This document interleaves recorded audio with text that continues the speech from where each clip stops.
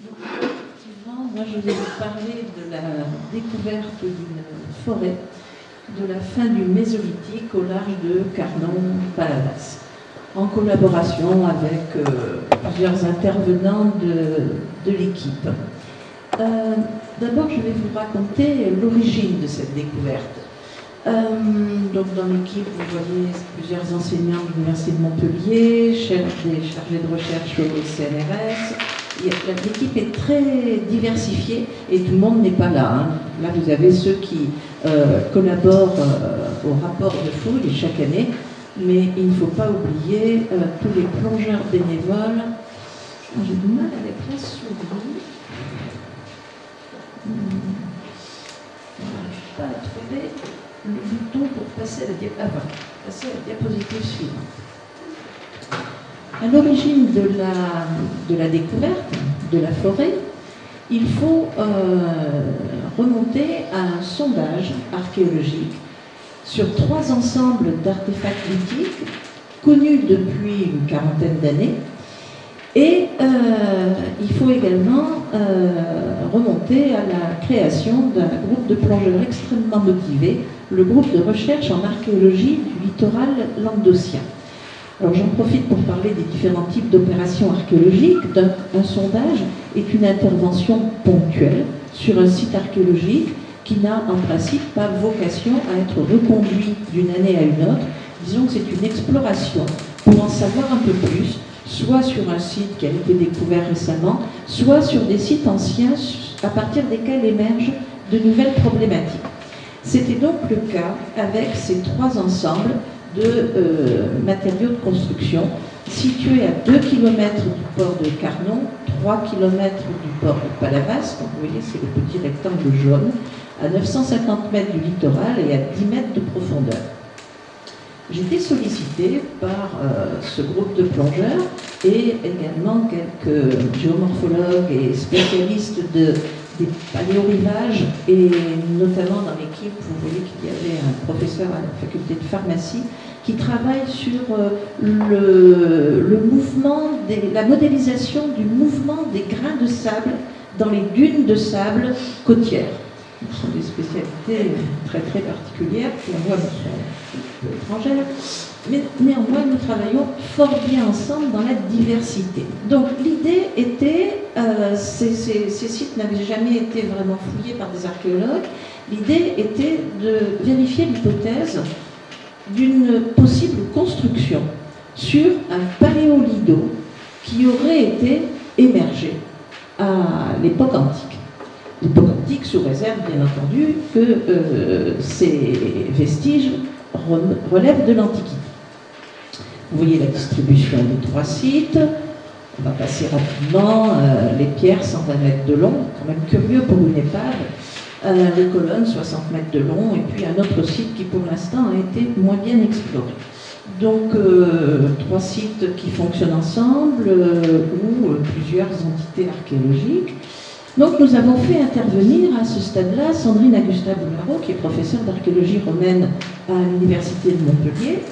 Et je vous montre comment se présente le site des pierres, avec des artefacts comme vous voyez ici, c'est quand même de jolis berlingots, 80 cm de large, 1,20 m de long et 30, 40 et parfois plus centimètres d'épaisseur.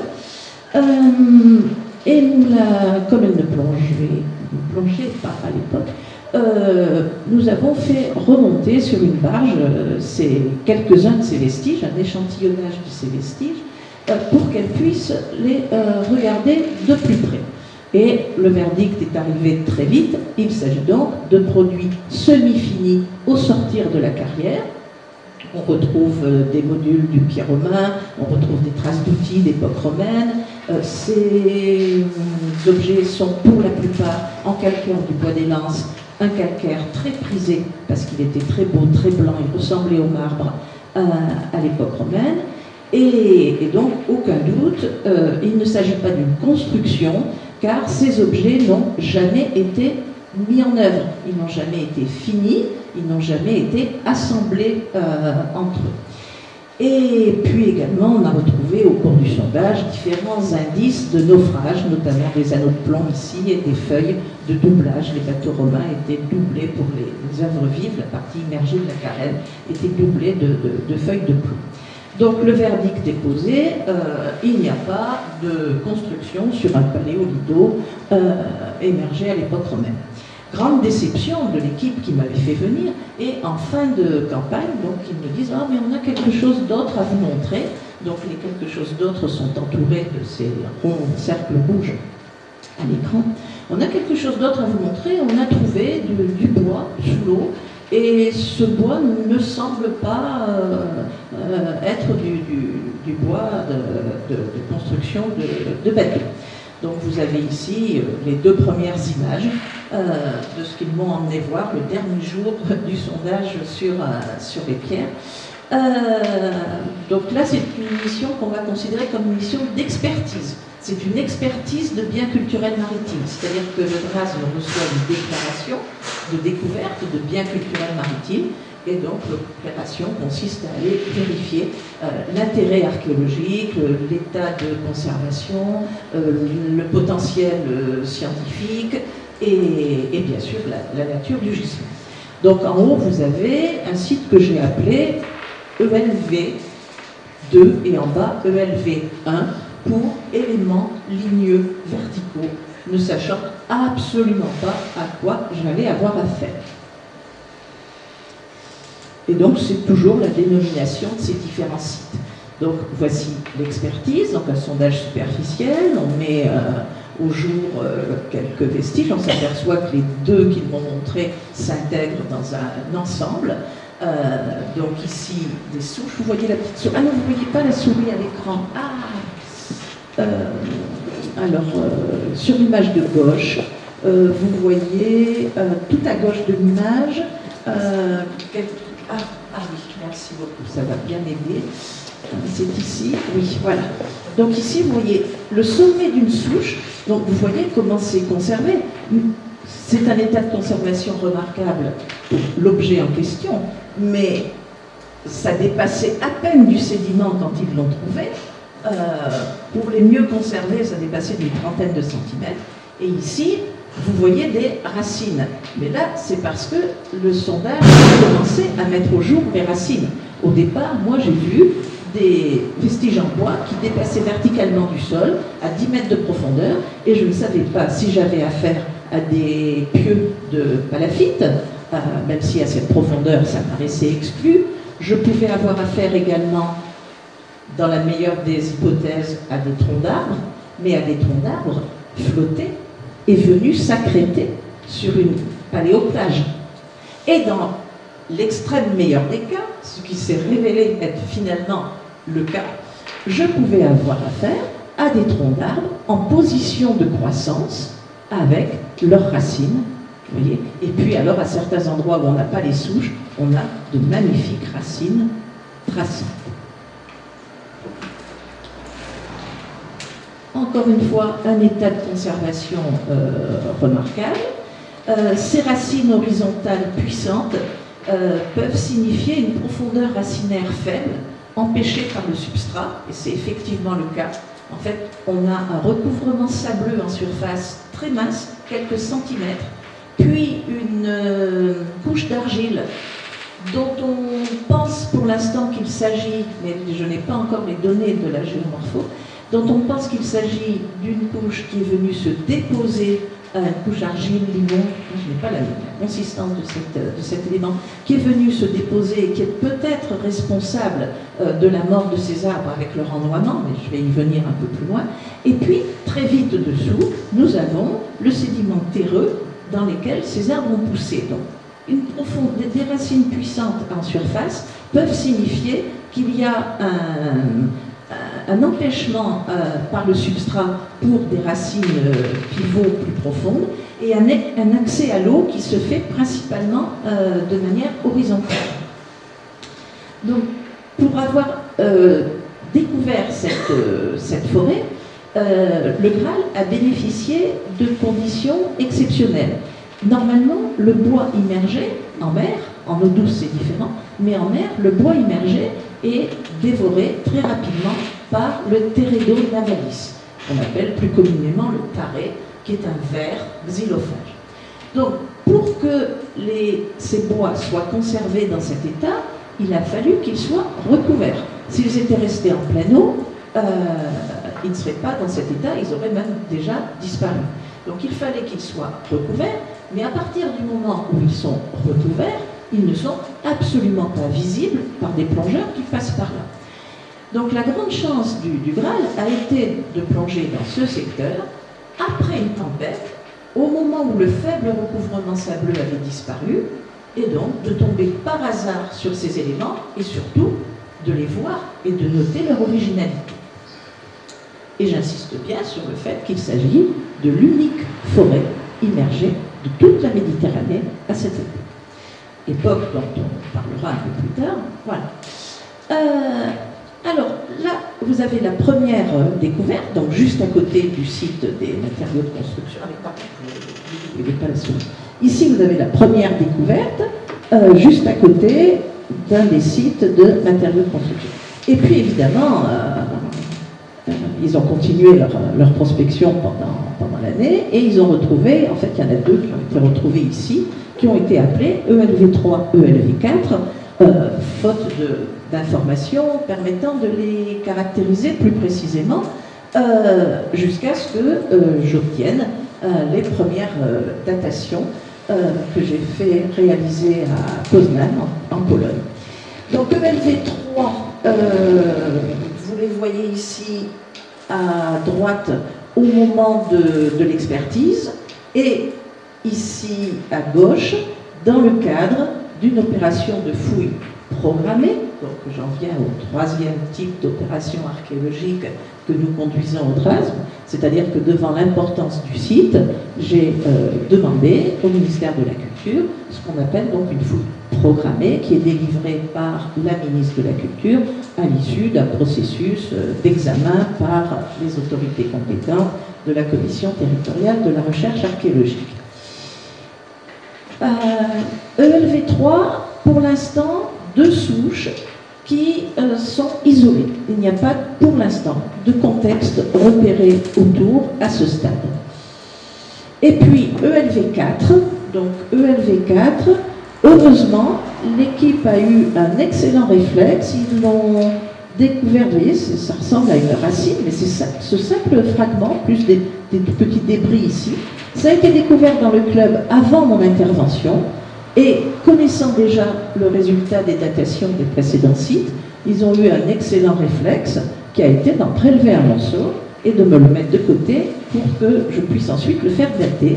Et la datation a été exactement la même, nous allons y arriver, que les éléments ligneux verticaux précédents. En revanche, je suis passé un peu vite, mais quand je suis venu moi-même, donc découvert en août, et je suis venu l'expertiser le 26 septembre, dans le cadre de l'opération programmée que j'avais déjà commencé, eh bien voilà, à l'emplacement, il n'y avait plus rien. Pour vous dire la fragilité de ces vestiges. C'est-à-dire qu'à chaque coup de mer, à chaque tempête, on n'est qu'à 10 mètres de profondeur à peine, la houle de surface se fait sentir très violemment au fond.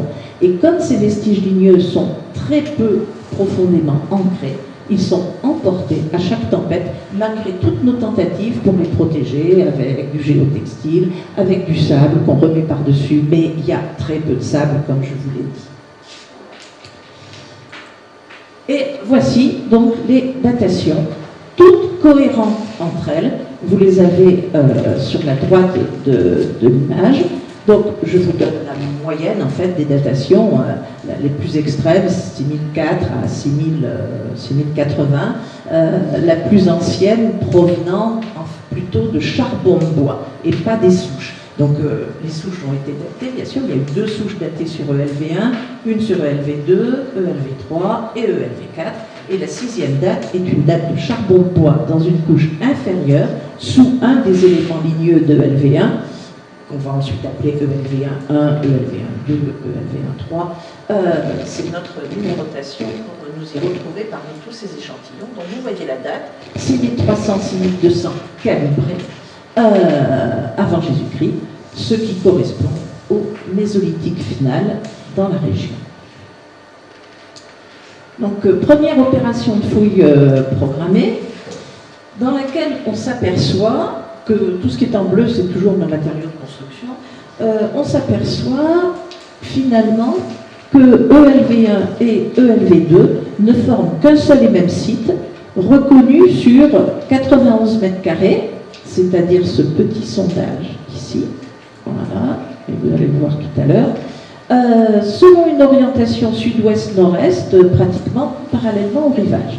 Au total, dans cet ensemble qui maintenant n'en fait plus qu'un ELV1, ELV2, 14 souches munies de leurs racines et 4 prélevées en 2020. Voici l'orthophoto qui a été réalisée au cours de la campagne 2020. Vous avez notre carré de fouille ici de 6 mètres, 6 mètres sur 6 mètres. Et ce qui nous a permis de dire que les deux souches ne faisaient qu'un seul et même ensemble, c'est que vous avez à l'extérieur du carré de fouille la prolongation en fait du site, ELV1, 19, 20, 21, 22, jusqu'à rejoindre le site ELV2 que nous avions cru être un élément isolé lors de la découverte.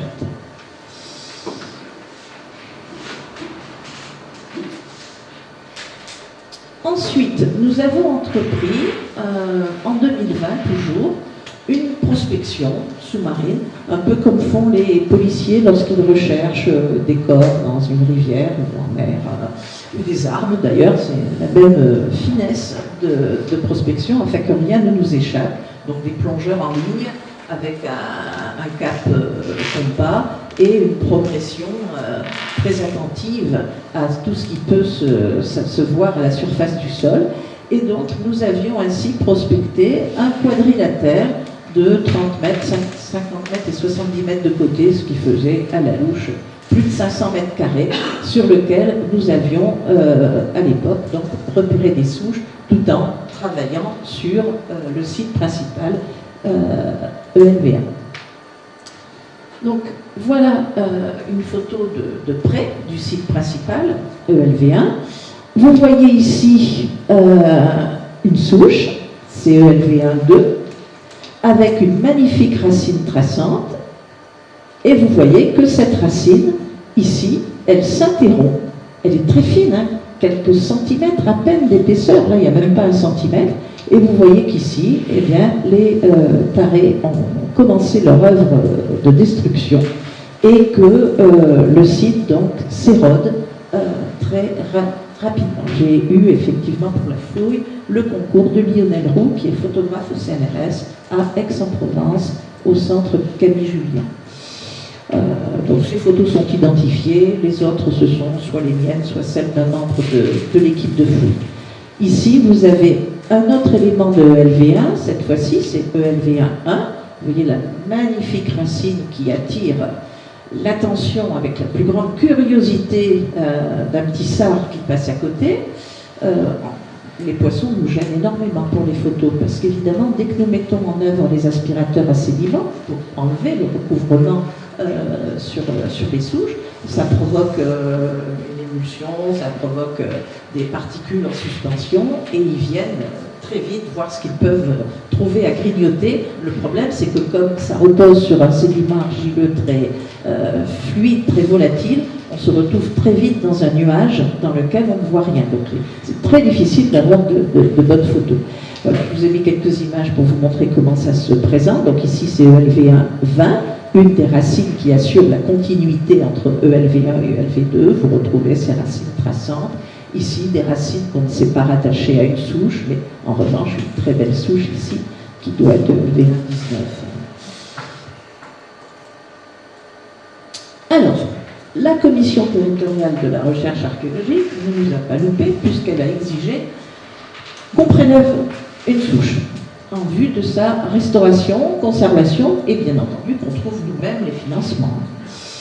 Donc à prendre sur le budget de fouille, ça n'était pas possible. Et j'ai eu la grande chance que, dans le même temps, se préparer au musée de l'Arlentique une exposition qui va ouvrir le 22 octobre prochain que je vous incite vraiment à aller voir sur les différents champs de l'archéologie sous-marine aujourd'hui en France. Quelles sont les thématiques auxquelles l'archéologie sous-marine permet d'accéder. Et lorsque j'ai parlé de mes souches d'arbres, Sabrina Marlier, qui est l'organisatrice, la responsable de cette exposition, elle m'a dit, Banco, le musée d'Arles financera la restauration. L'équipe se débrouille pour sortir la souche et nous allons assumer les coûts. Et c'est ce qui a été fait. La souche a été prélevée et elle est encore en cours de traitement. J'ai demandé jusqu'au dernier moment si je pouvais bénéficier d'une photo de la souche remontée. Elle est encore en traitement. Elle va arriver dans les tout derniers jours avant l'inauguration de l'exposition. Donc vous allez voir, je vais vous montrer ce que je peux vous montrer, mais malheureusement, il vous faudra aller au musée d'Arles pour la découvrir. Alors le traitement, c'est très compliqué, la restauration de bois gorgé d'eau, surtout aussi ancien. Donc là, c'est la magnifique souche ELV2 avec son environnement. Traitement à Grenoble, au laboratoire Arc Nucléaire, spécialisé dans la restauration des bois gorgés d'eau, par imprégnation du bois dans une solution de polyéthylène glycol. Lyophilisation ensuite, c'est-à-dire séchage par congélation à moins 30, puis mise sous vide afin d'éliminer toute l'eau résiduelle par le phénomène de la sublimation. Ce mode de séchage permet de consolider les fibres du bois et d'éviter les risques d'affaissement. Ensuite, ils ont envisagé qu'il y aurait probablement un comportement différentiel du bois entre les souches et la racine, les souches et les racines. Et même l'écorce, puisque on va voir que cette souche contenait également de l'écorce. Et puis ensuite, la finalisation, c'est-à-dire que toutes les racines seront recollées, remontées à la souche principale.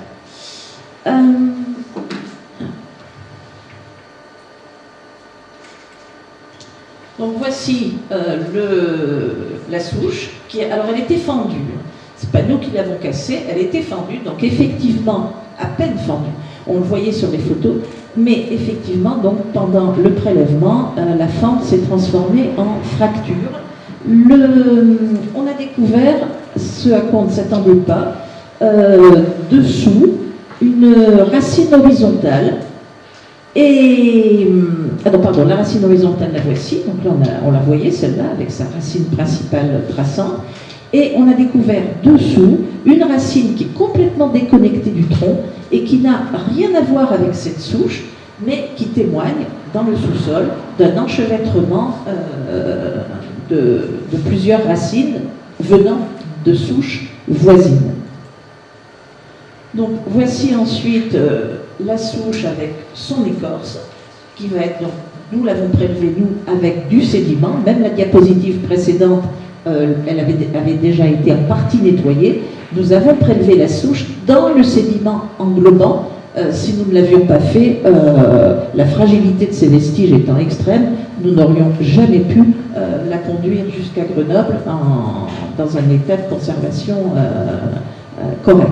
Donc, à l'intérieur de sa gangue de sédiments qui a assuré une protection, la souche a pu être manipulée, transportée. Je vais vous dire rapidement comment nous avons procédé. Et puis ensuite, donc, elle a été en fait fouillée en laboratoire.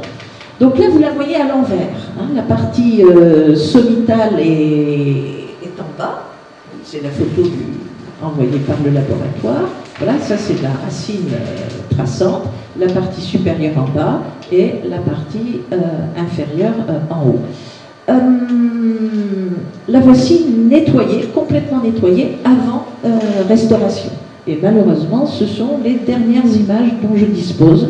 Je n'en ai pas encore reçu d'autres de la part de Grenoble. Alors, comment nous avons fait? D'abord, un petit peu de technique, même si ce n'est pas forcément le plus intéressant, mais pour le public qui n'est peut-être pas habitué à la pratique de l'archéologie sous-marine, nous utilisons des aspirateurs à sédiments, alimentés par de l'eau sous pression. Les motopompes sont sur le bateau, envoient de l'eau sous pression dans cet appareil, et à l'aide d'un tuyau, ici, flexible, facilement manipulable par le plongeur, nous aspirons tout ce qui est autour. Évidemment, lorsqu'on fouille des matériaux de construction. Lorsqu'on fouille même des amphores, c'est relativement plus solide que ce que vous avez à l'écran. Les suceuses sont simplement poussées à l'écart, on allège le flexible pour pas qu'il frotte, mais les vestiges ne craignent rien. Ici, le moindre contact, que ce soit entre le tuyau pompier, le flexible ou le corps de la suceuse, aurait causé des dégâts irrémédiables aussi. Donc nous avons dû tout alléger et nous avions tous les appareils en suspension. Ce qui demandait quand même un temps extrême de préparation. Dans une journée de travail, il y avait un tiers d'installation pour 2 tiers de fouille. Je crois que j'ai raté une image. Ah oui, non, c'est parce qu'elle est à côté. Alors, nous avons ensuite emmailloté la tête de la souche pour la préserver au mieux. Et puis, l'équipe du Graal a conçu un petit appareil parfaitement adapté qui se branchait sur nos motopompes à l'est de ces tuyaux pompiers et qui, par une succession de réductions de diamètre, nous permettait de passer de 45 cm à un petit centimètre ici, ce qui faisait, avec une vanne qui permettait au plongeur qui le manipulait d'ouvrir et de fermer l'arrivée d'eau. Et en fait, les souches ont été découpées par de l'eau sous pression, par un jet d'eau sous pression extrêmement puissant. Donc vous voyez ici, avec une caisse sans fond, nos 3 plongeurs qui sont en train de positionner la caisse sans fond autour de la souche qui va être prélevée, et ensuite ils vont découper autour, pour ne même pas prendre le risque que le jet d'eau ne vienne endommager la souche. Et la caisse va ainsi descendre, et ensuite elle sera placée dans une autre caisse, que vous voyez ici, qui sera la caisse qui sera remontée à bord de ce bateau. Merci à Jean-Yves Jouvenel de l'entreprise P2A Développement, puisque tout ça est entièrement bénévole, qui a mis à disposition son bateau et son portique. Ici, vous avez une souche, donc ELV 1.4. Je vous montre son étude par Lucie Chabal, chargée de recherche à l'ISER, l'Institut des sciences de l'environnement de Montpellier.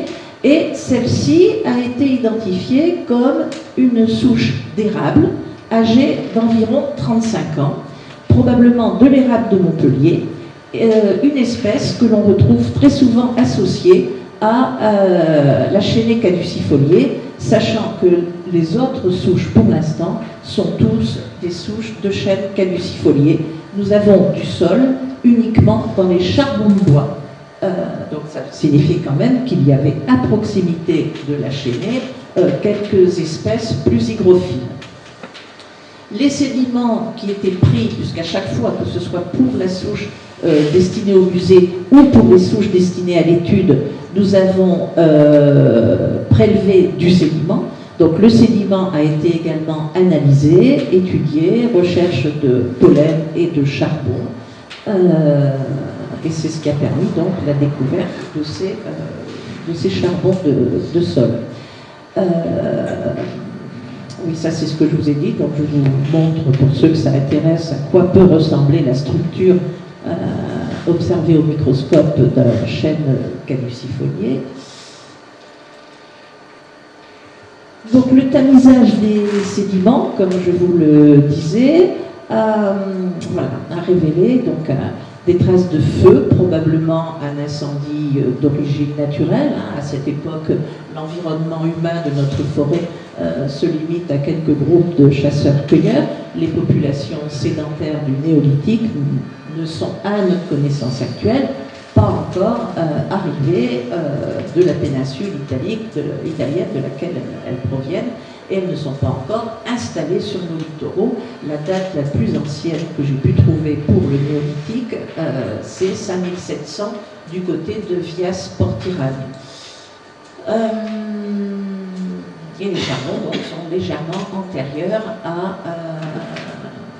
la datation des souches. Alors là, je parle maintenant sous le contrôle de Lucie Chabal. Que sait-on sur les forêts littorales du début de l'Holocène en Languedoc? Je vais essayer de vous le transmettre au mieux et sans déformation.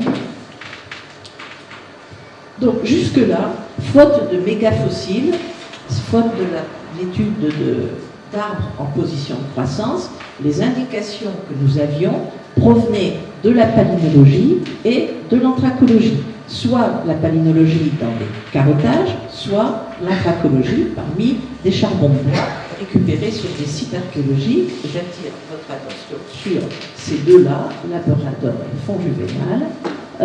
Sétif, c'est une carotte sur le bord de l'étang. Alors, il faut distinguer l'ingression marine et la transgression marine. Donc, l'ingression marine, c'est la mer qui gagne sur le continent et qui gagne pendant l'Holocène de 70 km.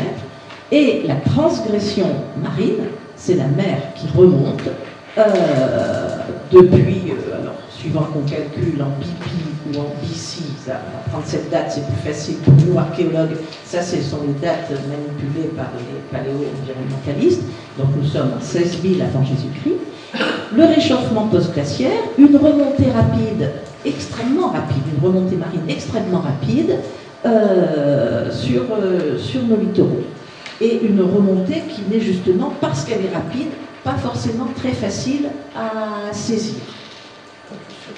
Sur la même diapositive, donc des diagrammes sur les deux sites archéologiques dont je vous ai parlé,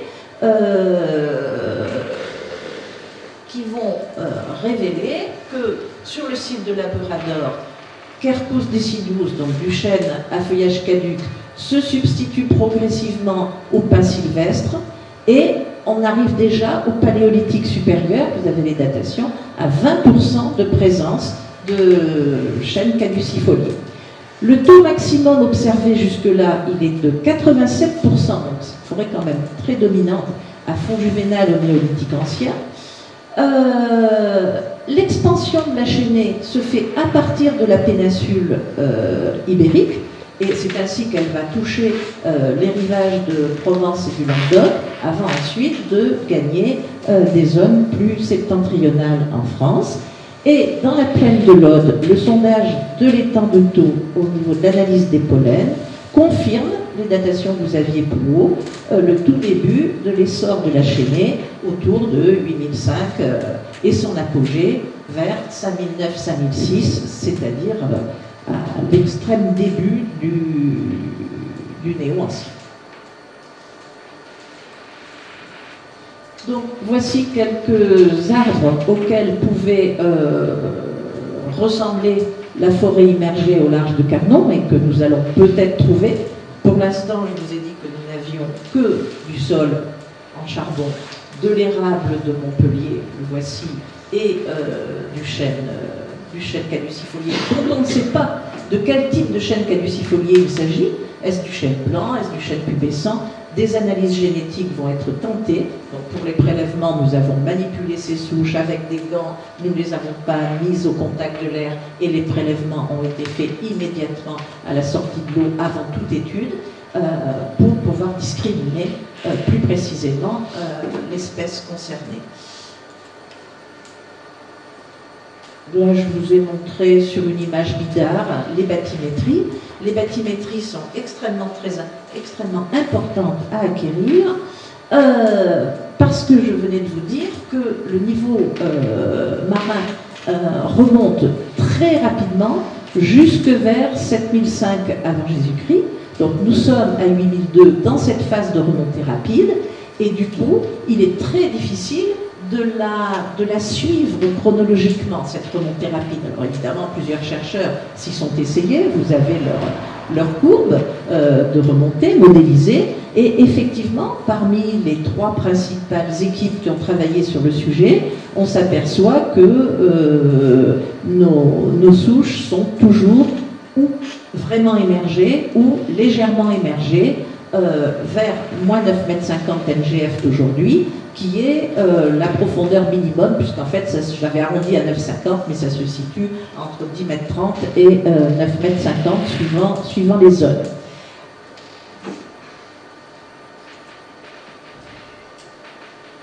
Alors justement, les souches en position de croissance, à la différence des charbons ou des pollens, sont très importants parce qu'ils nous apportent une donnée que vous voyez ici, qui est ce qu'on appelle le collet de l'arbre. Le collet de l'arbre, c'est le raccordement de la racine traçante supérieure au tronc. Et cette zone-là est forcément hors du sol ou à la surface du sol quand l'arbre pousse, les autres racines étant toutes enfouies dans le sol. Et donc, cette altitude-là, c'est celle que nous confrontons au cours de remontée du niveau marin pour essayer de préciser très exactement l'âge, la période à laquelle ces souches ont été noyées. Sachant que les datations que nous obtenons sur ces souches, au carbone 14, nous donnent la mort de l'arbre. Pas son installation ni sa naissance, mais la mort de l'arbre. Mort de l'arbre qui, d'après les premières études de Lucie Chabal, pourrait bien résulter de l'ennoiement de la forêt. La forêt est morte lorsqu'elle s'est retrouvée noyée sous de l'eau de mer. Alors, nous faisons aussi avec Lucie Chabal de la dendrologie.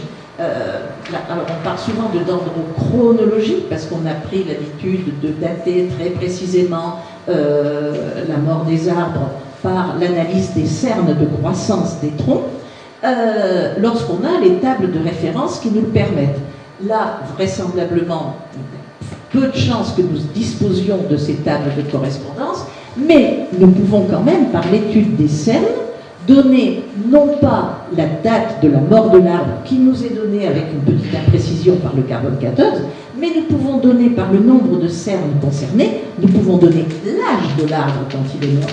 Et ça, c'est important aussi.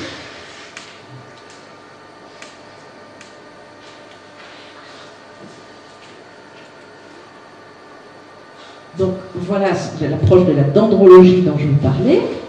Ici, c'est une des souches ELV1-3, un diamètre de 9 cm, c'est très peu, et pourtant plus de 100 ans d'âge.